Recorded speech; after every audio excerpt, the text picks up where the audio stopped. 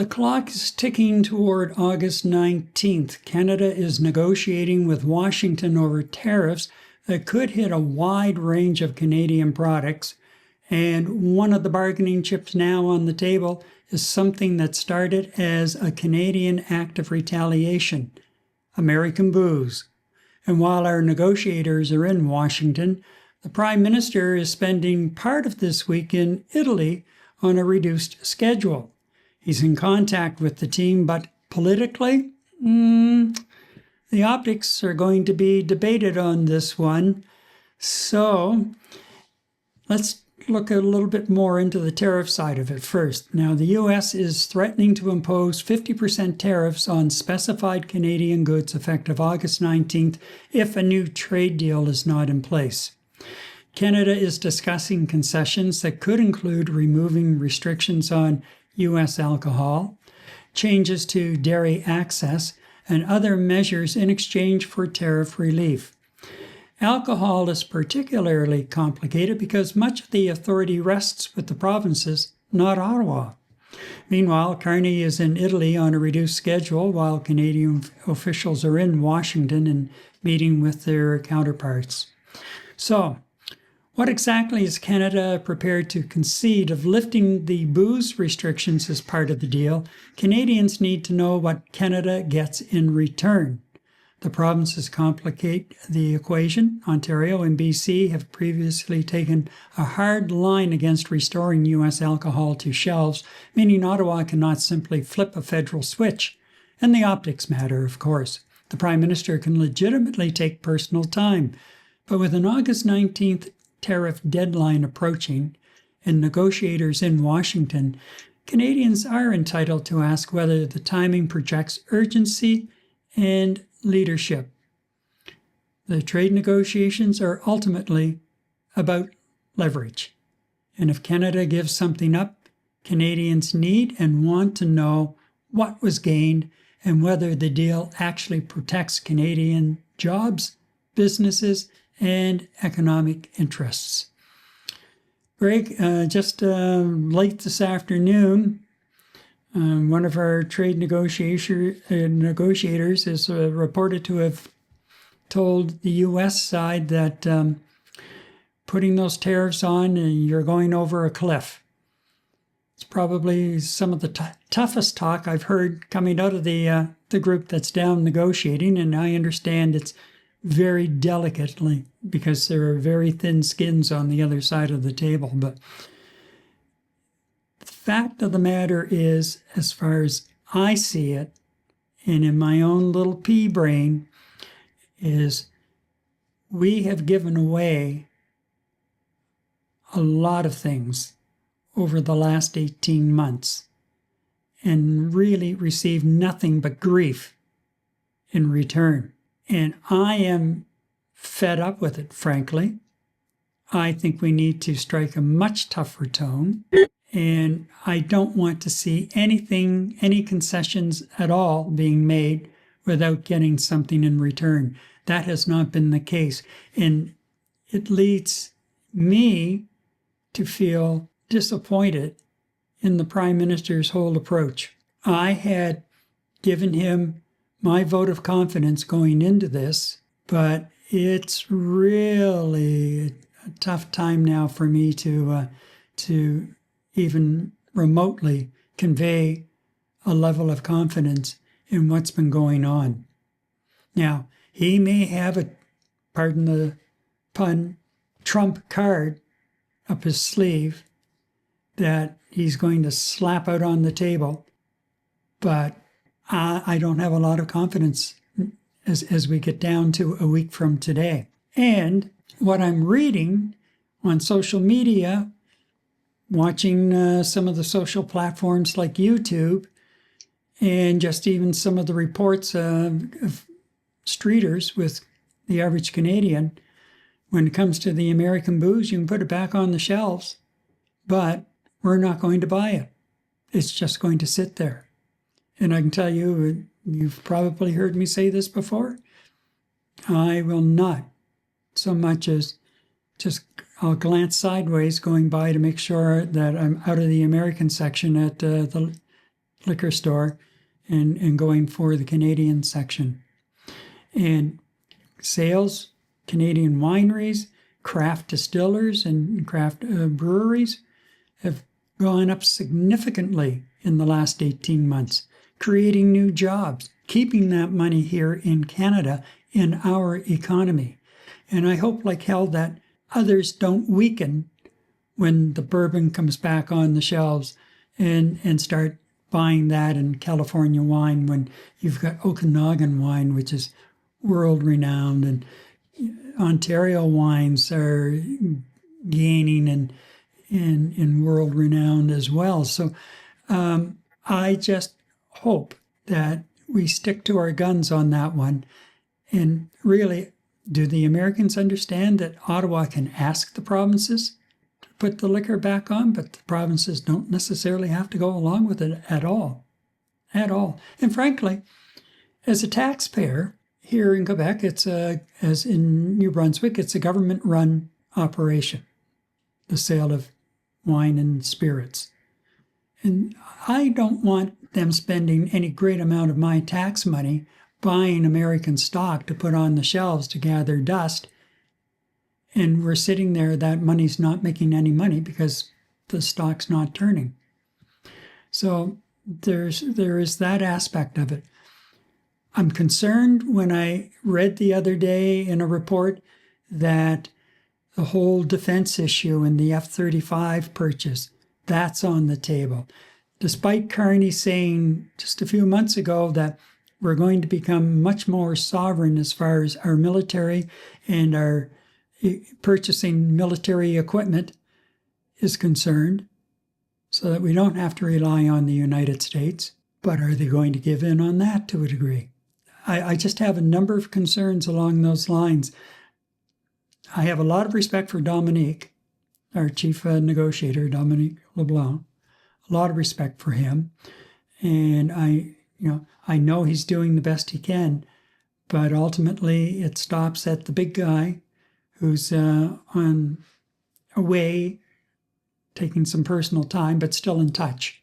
Albeit, personally, I'm not dumping on him for taking time, but I think if this is that urgent and that meaningful to the future of our country, I might like to be right here in the center of things, personally, but that's me. Your thoughts? Well, you've packed a lot in there, Gary. The first thing is, I guess I'm less sensitive about the Italian situation, only because he's made some plans. It seemed to be a personal trip that was planned well in advance. And the 19th was just one of these fly by night dates that Trump threw up last minute, that it's the drop dead date.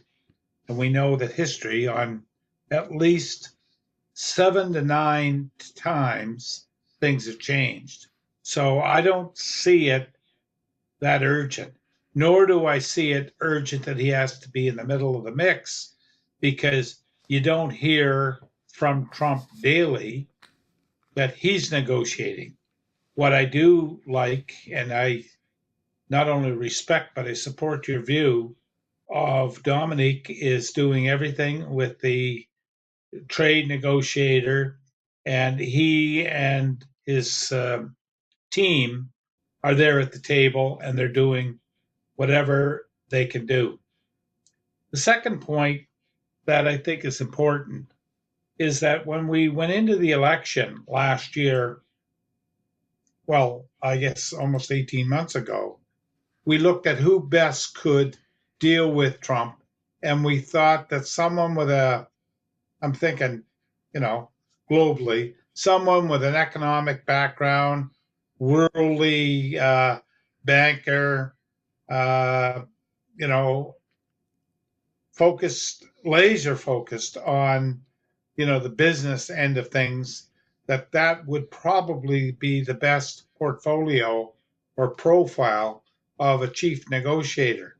What we as Canadians in general tended to misread is Donald Trump. You can't deal with the man. It's been made and stated and seen over and over and over again, no matter what issue it is, whether it's the Israeli Middle East crisis, whether it's the Ukraine Russia situation. You just don't know where you stand, what is negotiated, what is truth, what is fiction, what is fake news, and you're dealing with a deal maker, breaker, and rightly or wrongly, whatever deal it is, he's got to show that he has won and he has gained and that he, you know, he's beat up Canada. They're nasty people. I mean, the rhetoric coming from the other side is so inferior intellectually. There's cognitive decline here. I mean, you've got a situation where you can't win. And while he plays ball with Mexico, it's much on a much smaller scale, but he's done that to infuriate people that are looking, oh, look at Mexico. The United States can do up a deal that way. And he has no interest in the deal. So, in conclusion, the way I look at it is you go down, you do the best you can, but you stop at the concessions. The concessions are not on the table because he has made it very clear he doesn't need anything from Canada, doesn't want anything from Canada. So what we do is we draw a line in the sand as an economic basis that's going to protect and support Canadian workers, and we have to live with the fallout. And if it means no deal and we just buy our time and hope and pray that with the midterms and the subsequent election in a couple of years, things will change. Again, we get into the situation, well, it'll never be normal. So I think we're in a no win situation.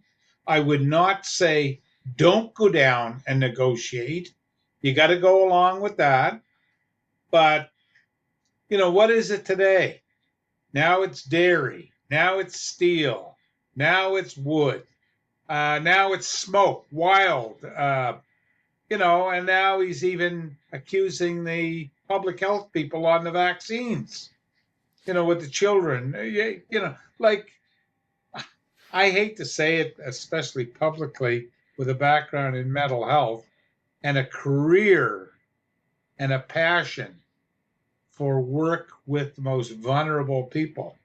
And I'm not even going to theoretically cast aspersions onto mental health and the well being of the president. But we're not dealing with a normal situation. And I think one of the members of the group said, so what if you cut a deal? For how long? Until you don't like it, and then I'm taking my ball, I'm going home. And long before this, we've got to advance on this. Long before this man became president, look at the deals that he struck with builders and contractors, and he, sue, sue, sue, sue, sue. This one owes him, that one owes him. He doesn't like it. The judges down there, look at the felonies that he's created. What was it, 100 and some odd things, offenses? So there's no good. I used the word earlier in the program about guardrails. Yes. What are you dealing with? In fact, I think I wrote to you and Eddie 5 shows ago, why are we still talking about this guy? And I come to my senses and I says, because they are our biggest trading partner. And we learned the hard way that we should have long learned to diversify so we don't become that dependent. And second of all, let's build stock amongst each other. So if you want a good Okanagan wine, you get on the phone and you call Cousin Bruce out in BC or wherever, and he sends you a bottle of wine, and there's now all these tariffs and hoopla of bringing a case of beer into the province of New Brunswick. So I just can't wait till the 19th comes and goes, because I would predict you're not going to see anything. They're going to try to make it look like it's like the airline strike. We're down to the short wires. We're meeting around the clock and blah, blah, blah, the high stakes. He loves that. He just loves it. Oh, Not a thriving day on goes. the attention. Oh, my heavens. I said to my wife the other day, this man has got social media wrapped up and then some. Now we're joking about a president. Imagine that, an 80-year-old man who's a president trying to avoid getting killed by hiding in a food cart on an airplane. And to protect him, they've got 5 other planes as decoys. Look at the expense of that. The expense. And he's in a war. Look at Iran. And, people will argue and support him by saying, well, we've had problems with Iran for 47 years, blah, blah, blah. They've got nuclear, this, that, and the other. What has happened all of a sudden that he's now going to create a war that he can't get out of? And I reckon it to like a golf cart in between 2 concrete walls. He can't maneuver out of it. There's no off-ramp. Again, I'm jumping around on the topics, but it all goes down to the theme of there's no guardrails. You can't, a deal is a deal is a deal. Ain't going to happen. And you're right, Greg. And when I say that, I personally would, in this situation like Carney's off in Italy, I don't have an issue with it, because I know he has the technology available. He's in instant contact with the negotiating team and could be back home within about 7 hours if he had to be. So I to me, that's not the issue. When I read it though, the first thing I thought of was the optics from a political standpoint, and will the opposition and others have a field day, or try to have a field day with the fact that, oh, he's away while we're on the edge of a major either good deal for our economy or a major blow to our economy. Well, knowing, as you put it earlier, how he deals and what the deals mean to him, nothing. I've always agreed with Carney when he said, I'm not going to go and settle for a bad deal. I'd rather no deal at all. And let's face it, when you look at it, look at last month. Our economy grew and our employment numbers grew. In the U.S., the impact of the tariffs over the last 18 months are now really starting to strike home. Their economy shrank and their jobless numbers were up. Gary, just to jump in for 1 minute, because it just caught my eye as you were talking. The way we talked in the first segment, about intergenerational attitudes around immigration, is the same here with Carney. Even though you and I would respectfully submit, are around the same vintage, okay? Yep. I don't see the optics like you do.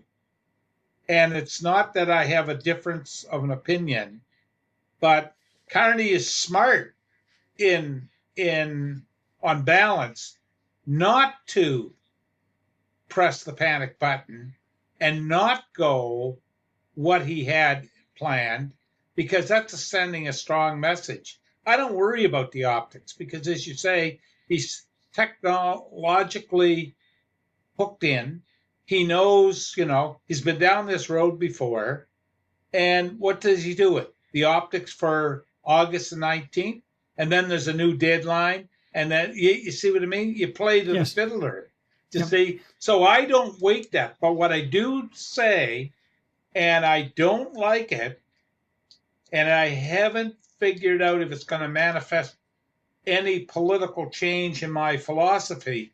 I don't think now is a time to stand up and yell at the top of your lungs that Carney is doing a bad job, and like the opposition are going to jump all over this, and they're going to Well, use that as points. There's no question whatsoever, because they need to manifest a ballot question that this guy's a softy. He does a lot of talking, he does a lot of traveling, but what has he done? And the only way the Liberals are going to stay reasonably strong, and I'm apolitical, you know that. You referred to me as a political junkie, but working in the civil service for 50 years kept me on the sidelines and just voting very privately for the person, you know.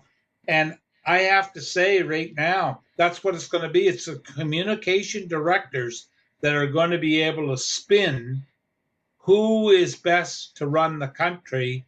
And that's what I'm fearing. And they're doing that with the liquor by trying to divide the provinces. And you've got the premier saying, no way, and we're bringing it back. We already know it's a provincial jurisdiction. So Carney can say, yeah, it's all right for me. I don't care. I'm all in favor of it. But Quebec's not going to bring it back. BC is certainly hardlining, saying they're not bringing it back. Wab Kinew has been outspoken about it. yep. And Rob Ford, I mean, he wants to shut the power off.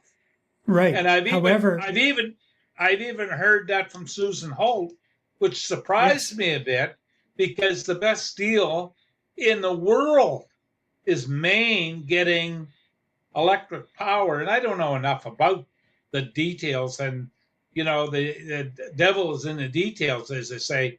But when I see Maine getting a super deal at like 11 cents a kilowatt hour, you think Maine, we're going to shut the power off to Maine? It ain't going to happen.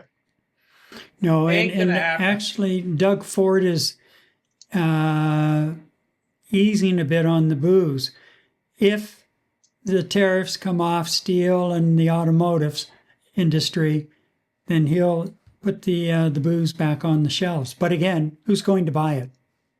Yeah. Who cares if it goes back on at that stage? Now, Sure. I'm glad you mentioned the opposition politicians, because there was a flurry of activity in the media earlier this week about a letter that Poilievre sent to the Prime Minister regarding this round of negotiations. And I'll just bring up a part of it, because he takes exception to the fact that, where is it here? For the past year and a half, you have backed down to one American demand after another while getting nothing in return, with concession after concession. And he goes into some of those concessions. Before you concede anything else, Canadians deserve a good deal. That means zero tariffs or duties on our softwood lumber. That one's been around for a long time, as Prime Minister Harper secured within 79 days of taking office. An end to sectoral tariffs on steel and aluminum that currently apply to all exports, including almost all products that contain Canadian steel. A tariff-free auto pact similar to the 1965 Canada-US agreement, where a car from a CUSMA partner can be sold duty-free for every car the same manufacturer produces in Canada on a dollar-for-dollar basis, and full exemption to Buy America rules on infrastructure projects at all levels of government. Our message is clear. We want the win and the good deal you promised 15 months ago. No more pursuing policies of a managed decline at home. Our geography is North America. You conceded that. Your wait-and-see approach failed by reversing course to now negotiate on terms you did not decide. No more caving. And there's some other stuff in the letter with it. But Poilievre releases that on Sunday or Monday, as we're going into the final round of negotiations on trying to solidify the deal. Okay, maybe you wanted to send a message to the Prime Minister. At this particular stage, I don't think it should have been public unless the Prime Minister felt it might be to his advantage somehow to make it public. That was, to me, just more grandstanding by a man who wants to be Prime Minister, but certainly does not act like a Prime Minister in waiting. And we won't get into a political discussion on that one tonight, but that was the other side of it. It's really worth, Gary, even though you may not want to get involved into it tonight, but the stark reality is there's the core issue. We've got a Canadian team with cross-representation from a whole variety of parties on that, our trade negotiation team, plus the advisory committee I'm referring to. Yes. But if you've got and have a political system that overarches that, then what you're going to see, regardless of what we think, is you're getting a ballot question early on, who best is going to play tough when it comes to the United States. And I go back to what I said 20 minutes ago. You cannot play tough with a deal maker who doesn't want to make a deal. And if he does want to make a deal, he wants to show that he wiped the floor with you. So I say Carney's on the right path. No deal if it's a bad deal. But see, I'm not economically in tune with what does no deal mean and walk away or let it slide, and you know what I mean? Like, just go along with it. We've given it, based on the media reports, Canada has given our best shot. We've gone down there, we've done this, we've done that, we've jumped through hoops, we've made concessions, and it's not about how many more concessions we want. It's like, until you cry uncle, it's the same old, same old. And I say draw the line in the sand and figure out, like, I don't know. My background isn't economics, but I don't know what a good deal is. But it's like I say, Greg, right now, even if we walk away, the impact of the tariffs now is hitting home in the United States. Yeah. Big time. And it's showing in last month's economic report where their economy shrunk and they had a high loss of jobs. Whereas on the Canadian side, we grew. But my comeback to that is you're also dealing with the president doesn't care. Right.